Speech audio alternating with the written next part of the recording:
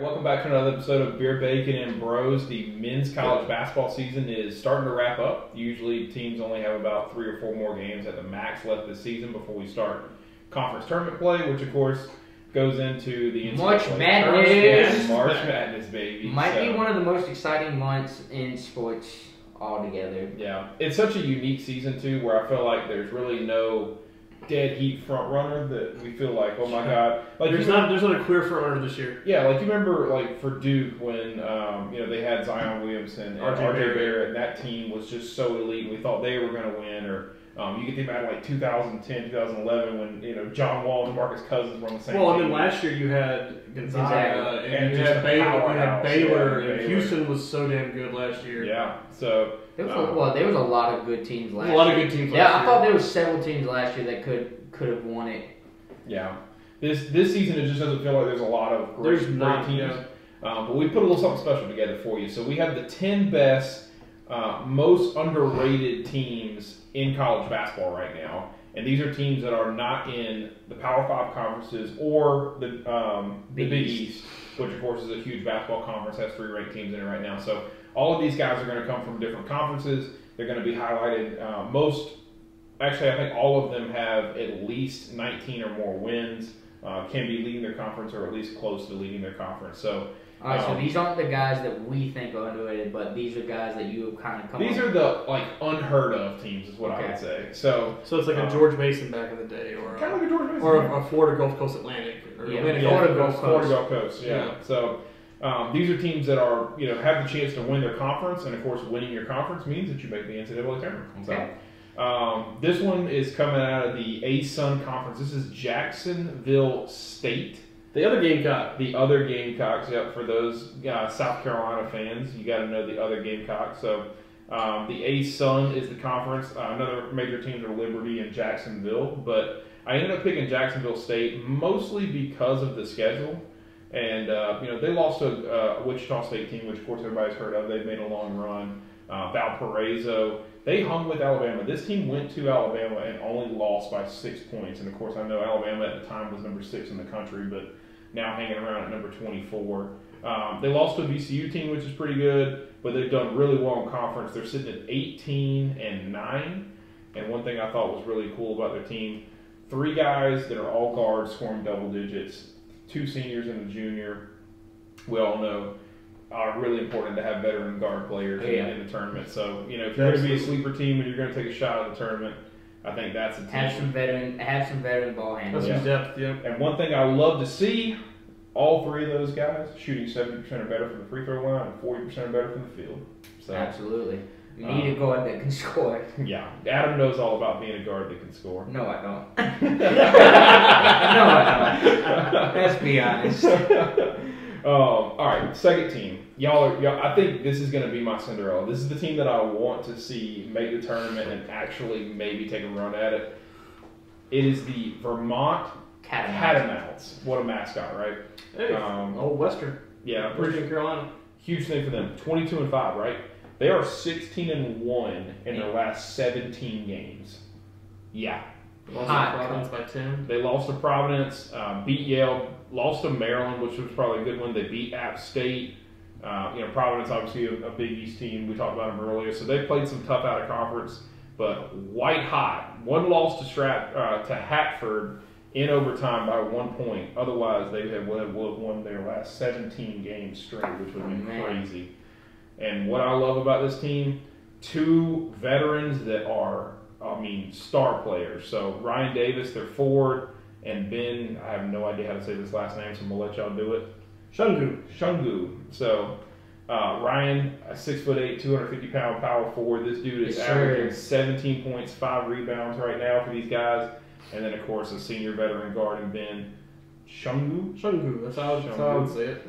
And 6'2" senior point guard. So South of Burlington, Vermont. Yeah, he's from Vermont, and then Ryan's from Schaumburg, Illinois. So crazy good run for these guys right now. But, granted, like you said, you're not playing the greatest competition. No. And in Stony Brook, Albany, Maine, you're not Lowell. Yeah, you're not looking at the best competition.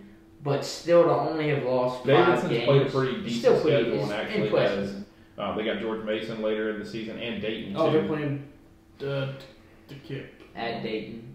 No, he's trying to say the name of the team they're playing. I have no idea.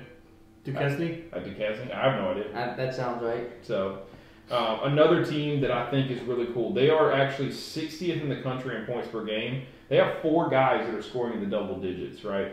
So you got a bunch, 2 guys averaging 16 points a game, a guy averaging 15, and then a guy averaging 12. So what it takes is usually a team in the tournament. I always say, like, when I go to build my bracket, I like to see a team that has 2 guards and a forward. And all putting up double-digit points. All kind of playing their role. So you got a bunch of juniors, too, at this guard position. A senior forward from Austria that's 6'10", 250. Luka. Yeah, averaging. Not Doncic, but Bujakovic. Yeah. And he's averaging, 15 and 7, and then, another guard. And they got one of the guards is 6'7", so they have some height, they have some ability. All these guys are scoring. So maybe Davidson can make a little run.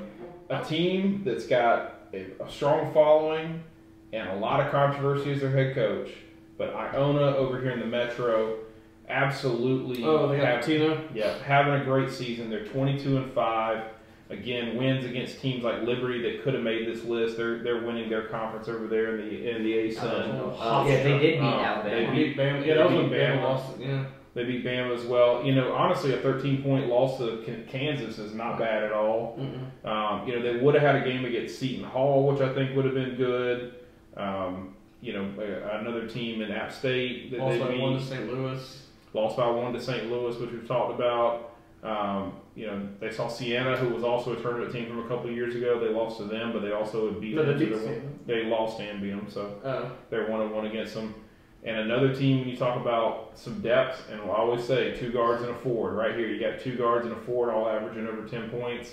All guys are averaging over 4 rebounds a game, 3 assists.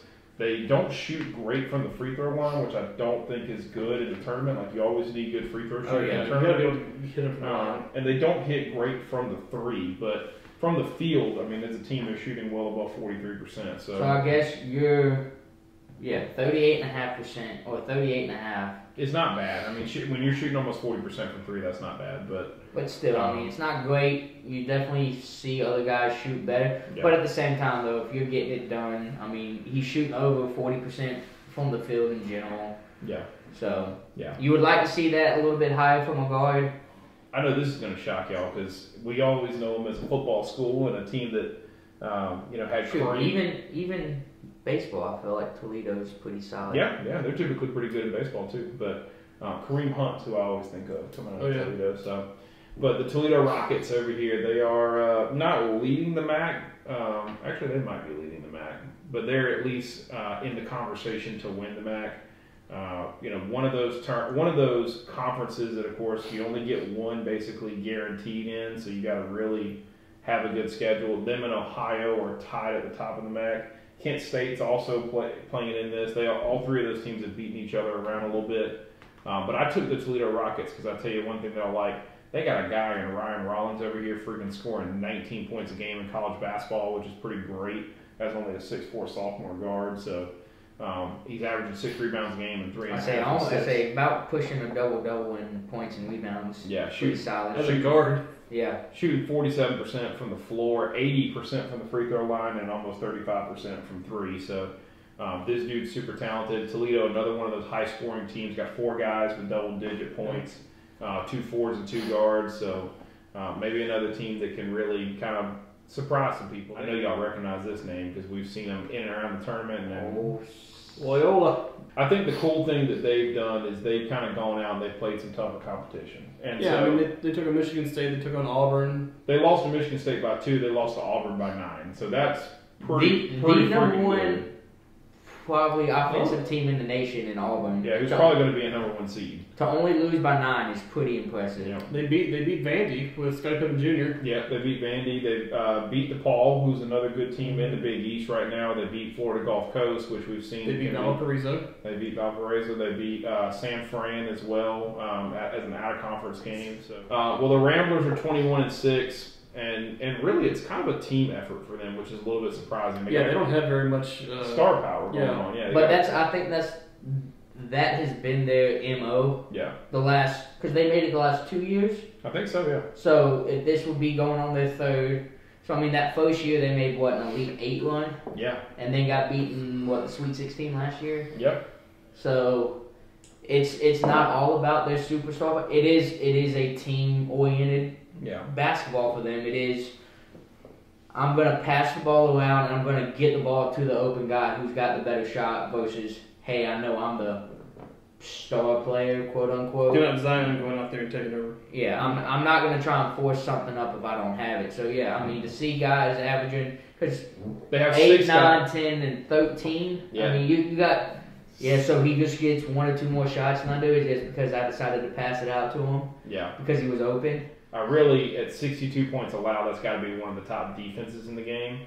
So I think they're really just kind of more of a defensive team this year. Shooting about 70% from the free throw line as a team, which is really good. Over 40% from the floor as a team, so really good. That's always good. And they got 2 guys shooting 40% or better from 3. So. And I think that'll be big for them, and probably in the way they play, because they're probably not going to have your 6'10" guys down low that can bang with all the big boys down there. All right, so rolling back over, we are going into Colorado State.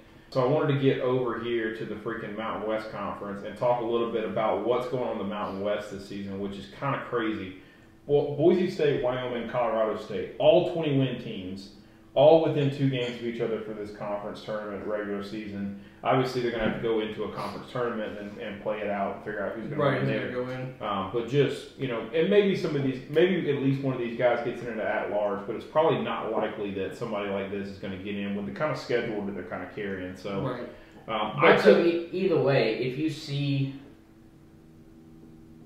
what was Boise State, 13-2 overall? Yeah, 13-2 in their conference, 22-6 overall. Okay, if you're giving me a 22-6 team versus a Power 5 school that's, say, a South Carolina, that's a 17-10. Yeah. But to be like, they played Auburn, they played Bama, they played 10. Or am I going to take a team they only lost 6 games and they had a couple good out of conference games. Yeah. They second place in their in their conference and they were they played for a conference championship. I put them in over a 17-win team. We would. I think a lot of it. The cool thing about men's basketball is there's a lot of data that goes into it. Yes. So they're talking about quad 1 through 4 wins, what conference you're playing, your RPI. A lot of that stuff goes into it. And right now, a lot of times you're seeing, and a lot of it has to do with the brand too. Like I'll throw you one. Are we going to take a 21-win South Carolina team over an 18-win North Carolina team? Right. Yeah. They're going to put North Carolina in over South Carolina because of the brand, because of the name, because of the TV draw, right? And so because of the history behind it. Yeah, you're going to get a little bit of that, and I think some of that is the disadvantage. I'm not in any way, shape, or form fighting to say all 3 of these teams should make the tournament. No. I think they should play better opponents, and then they wouldn't be a 20-win team. But or like you said, if you're sitting at 21, do they deserve a second consideration or a second look? I think so. Do they deserve a little more consideration because they are a 20-plus win team on a 27-game schedule or 26-game schedule? Yeah.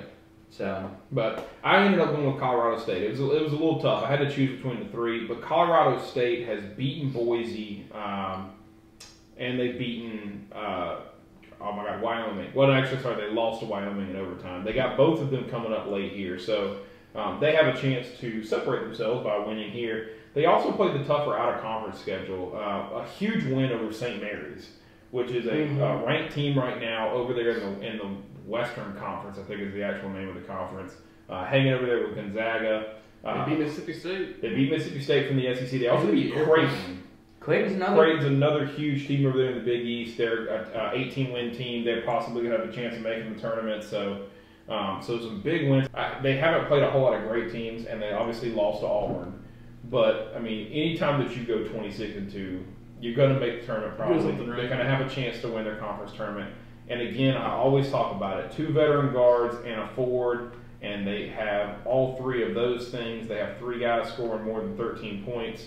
Their forward in KJ Williams is a 6'10", 245-pound junior over here. Dude's averaging almost 9 rebounds a game. Veteran guard and Tevin Brown, 6'5", 175, averaging 16 points a game, and then a sophomore guard from Little Rock, Arkansas, who's at 6 foot. And all of them are shooting 40% from the field. All shooting 42 or better. All shooting 70% or better from the free throw line. Now they're in the mid 30s on the three, so obviously, a little bit there. But I mean, this is another team that I think could be a real sleeper, and could, depending on how they land as far as the tournament seeding, maybe probably knock somebody off in that first round. Like we mentioned it, Chattanooga, right? Chattanooga over here. I thought they've actually, out of the SoCon, I thought they've had a decent schedule. They beat VCU. They beat Lipscomb, who's another team that was good. They did lose to Murray State. Belmont. They did get a hold of Middle Tennessee State and East Tennessee State, so they beat both of those guys. You look at these guys, again, two guards and a forward. I talk about it all the time, or I've at least said it 4 times on this video, but their leading scorer, Michael Smith, is absolutely... What is that, 20 points? Yeah, 20 points, 6.5 rebounds, 3 assists. He's a 6'4" sophomore out of Illinois. Shooting 50% from the field is fire. Absolutely. So, especially as a guard, too. And like I mentioned, none of this is in order. Like, this isn't my 10 favorite from top to bottom or bottom to top, but just 10 teams that are out there that have showed good potential. Yeah, and so we're gonna wrap this one up with a team that maybe has a big name, or at least you know them because they have a football program. And New Mexico State, these guys 23-4. I thought they've had some great wins. They beat Davidson. They beat Washington State over there in the Pac-12. They have, in the conference that they're in, which is the WAC, shout out to the history of the WAC, baby. They have another program over there, Seattle U. The Red Hawks are 21-7. New Mexico State has actually swept them this season, so they have major advantage in their conference. Again, not a whole lot. Utah State's tough loss. One of their wins was a forfeit. Yeah, one of their wins was a forfeit. So, actually, no, that was postponed. It wasn't a forfeit. They came back and played them twice down here.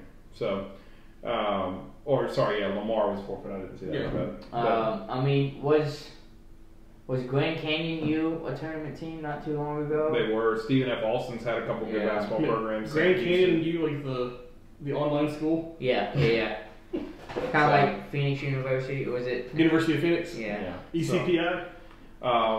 This one's a little bit different than what I've been saying. I've always been, I've been saying the whole night, 2 guards and a forward. This one's more a little bit about star power. So Teddy Allen, one of the best ballers in the country right now. This dude's averaging 20 points, 7.5 rebounds, 3 assists, shooting 45% from the floor. Dude's a 6'6" guard.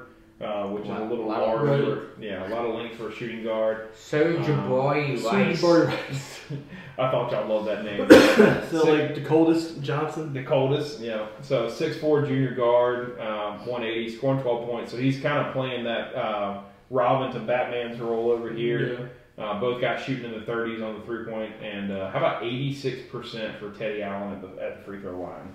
That's hitting from the charity strike. That's pretty solid. So you're going to need to be able to hit those to win games sometimes. Got to hit it to win. Yep. Yeah. So another team that probably will end up winning the conference, get that automatic bid. I know, and I want to make this clear, I know the West Coast is dominant. It's got Gonzaga, who's the #1 team in the country. St. Mary's, which is a top 25 program. San Fran was another one that I was going to give a shout out to. It was hard to pick between them and New Mexico State. San Fran just hasn't won the big games. They've won a lot of games at 22, but their 7 losses are basically against St. Mary's, Gonzaga, and then other good opponents. So, but they deserve a shout out as well. All right. Pretty cool, right? Yeah. All right. So, any of them kind of stand out to you that you want to take as a deep sleeper? Maybe not as a deep sleeper, but I think teams that I like, the 3 or 4 technically: Iona, Toledo, Loyola, Murray State. Yeah. Take them all into the second round. 2 of them I can see being like a 13-4 or 12-5 upset. Yeah. Other one you might sneak in it like you might see one 8, 9, 7, 10. Yeah. So one of those coin flipper. Yeah. 10 seeds. Yeah. But I could see one of those 4 teams slipping in at 12. One of them maybe at a 13, and the other 2 maybe being like a 9 seed or something like that. But I would take either 4 of those teams into the second round, and depending on who they match up with in that second round, you could even see, like I said, I think good team basketball for Loyola. You could see them get past into the Sweet 16 again. You could see them making it that far, and then I think after that point they'll get beat because I think they'll see some tougher competition by that. Yeah. Iona, I think, is the other one that could make a run at it. Yeah. I like. Well, I'll let you go next. Was there anybody that you said that you really kind of like? Davidson, Iona, and Murray State. Yeah. Yeah. Those are the three that I really like. I think Iona and Davidson are probably my two favorite. I love Vermont. I love that they've gone 16-1, but they haven't played a whole lot of guys or a whole lot of teams, and the American East really isn't that tough of a basketball conference. I think the A-10's a little bit better, and I think the Metro's a little bit better. So Iona, with the experience, they've beaten Bama, they've beaten Liberty, they've played with Kansas, and of course they were supposed to have a big game against Seton Hall, which probably would help their resume a little bit. Well, and then just your coach being Rick Pitino is that's a better coach. Yeah, he's somebody that knows what he's doing. That's the old Louisville coach, right? Yes. Yeah, the one that got kicked out. Yeah. So, and then Davidson's just been there in Murray State with what they're doing. So yeah, I mean to beat Bama and to beat VCU, Davidson clearly has a team that knows what they're doing and can win big games. Right. So. All right. Well, let us know if we missed anybody. If you got a deep sleeper that you would like for us to talk about in the men's basketball tournament, or if you have a favorite out of the list that we just listed off. So, and as always, make sure you like, comment, and subscribing. And we appreciate the support.